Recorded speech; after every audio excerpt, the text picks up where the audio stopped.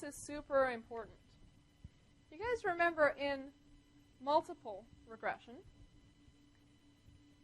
when we had a higher order term, like a squared term being significant or an interaction term being significant, we weren't allowed to not keep the lower terms in our model.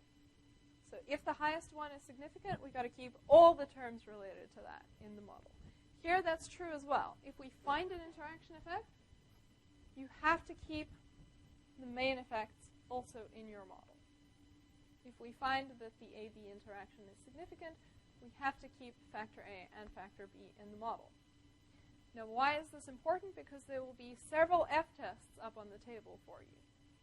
And if you may see a situation where the interaction's p-value is significant and the individual factor's p-value looks not significant. You should ignore that. Don't drop those from the model. The interaction is the one to look at. If the interaction is significant, everything else automatically does have an effect on your response. Can conclude, if you find a significant interaction between beta-carotene and aspirin, for example, then as part of that you can conclude that aspirin has some effect on heart attacks and beta-carotene has some effect on heart attacks. It makes no sense to conclude that there is a significant interaction and then drop one of those to say the interaction is significant but aspirin affects heart attacks not at all. That would be a little bit silly. So how do we actually do this in practice? Always begin your model with interaction, provided you've done the smart thing and made sure that you have at least 2 observations at each combination. If you've designed your experiment with replication, always start with interaction. So the first thing that you test in that case is the significance of the interaction effect. That is your first test. Is this interaction significant? Yes, no. And if the interaction effect is significant, all the main effects of terms in the interaction are automatically significant. So basically, if you see a significant interaction effect, don't do any more hypothesis testing. You're finished. You can say that everything in the model is important for whatever we were interested in, and that the 2 different treatments interact together to get you that result. So don't drop anything from your model, regardless of any other p-values, if your interaction is significant.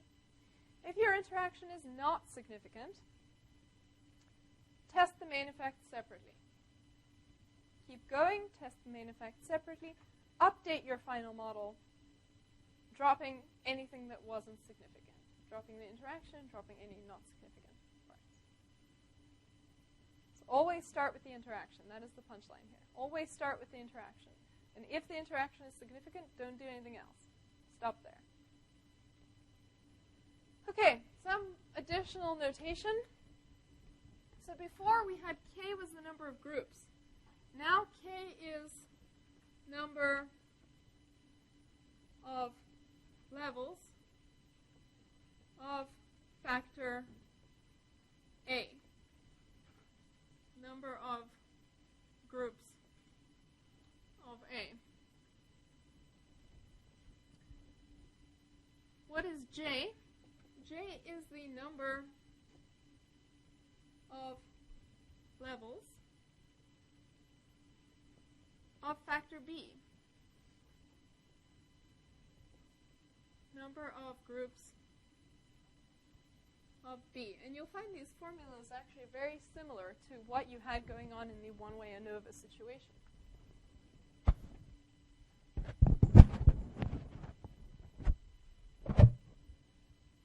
Okay, what else do we have? N as before is our total number of observations. Same thing as before.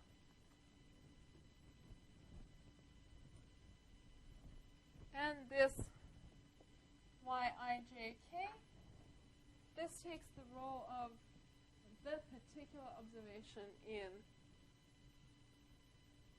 group J. regard to factor B, group K with regard to factor A, and it's the ith one of that. So if we have more than one, it'll be 1, 2, 3. This I is which one of those 1, 2, 3 observations in group J and K is this one. So this is just the particular observation in group K of A, group J of B.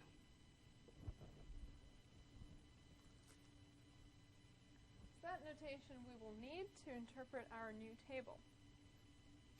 So step 1, as always, our hypothesis testing for our new table and for our two-way ANOVA, we start where we always start with the hypotheses. So I'm going to skip over here. There's all this crazy Greek notation. If you like it, that is fine. Use that. You do not have to. Don't need you to know these taus, gammas, and omegas. Instead, you can write it all in English here.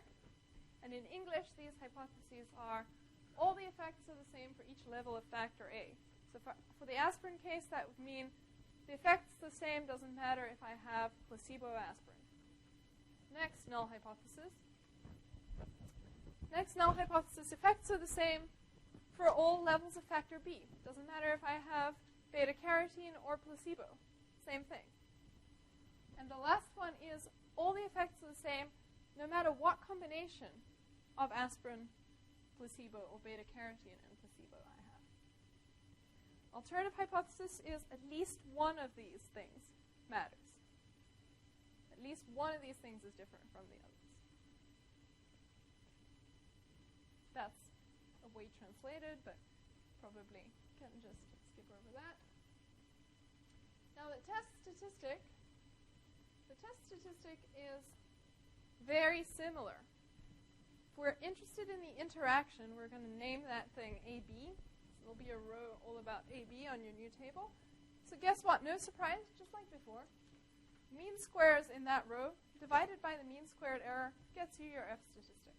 So it's always the mean squares in that row divided by the mean squares of the error get you every F that you ever see. They always come from that place. They're always the same.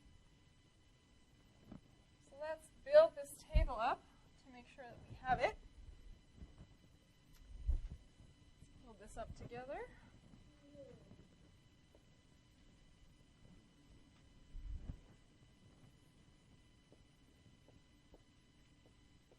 Source, degrees of freedom, sums of squares,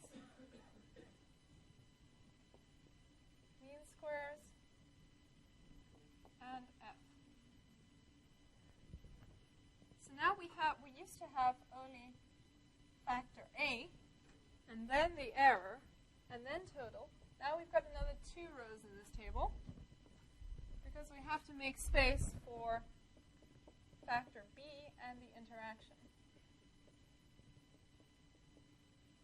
Interaction, factor, and factor. And then error, as before. And lastly, the total.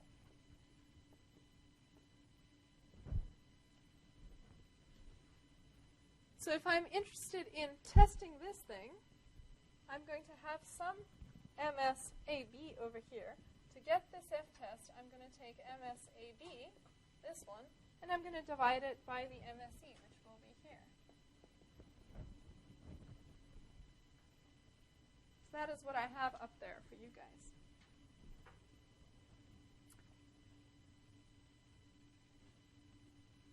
Now, how do I get the MSAB? The MSAB I get exactly the same way as I always have. I take whatever is in my SS position, and I divide it by whatever is in its corresponding degrees of freedom position. Now, what we'll see on the table is we end up with K minus 1 over here, as before, same thing. The analog of the same thing for B. No surprise there.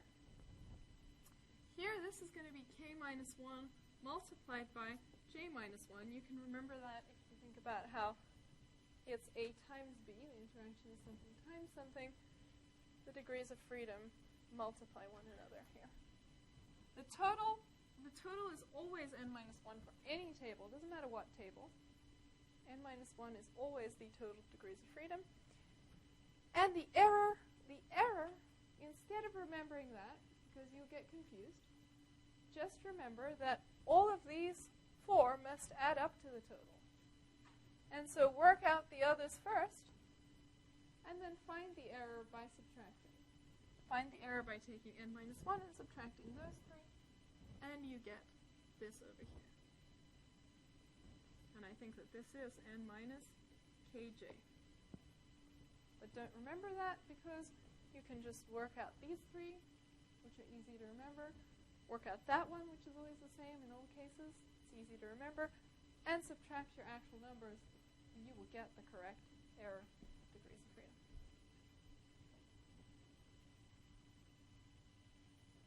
There's no need for you to know how to work these out for this complicated situation. These will just be given to you. What you do need to know is that, as before, all these sums of squares sum up to the one in the bottom row. So I'm just going to name these SSA, SSB, SSAB, SSE for error, and SS total. SS total is the total of all the others summed up. How do I get the MS? This one will be SSA, whatever is here, divided by whatever is there, k minus 1. This one is going to be SSB, divided by j minus 1. This one is going to be SSAB, divided by k minus 1, j minus 1, whatever was here.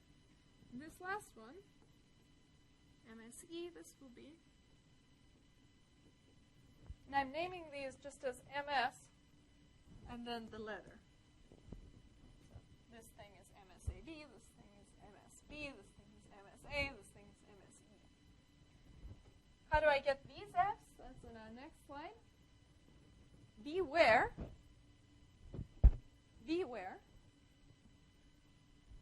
do not even look at these things or try to interpret them if the interaction is significant. Don't even go there.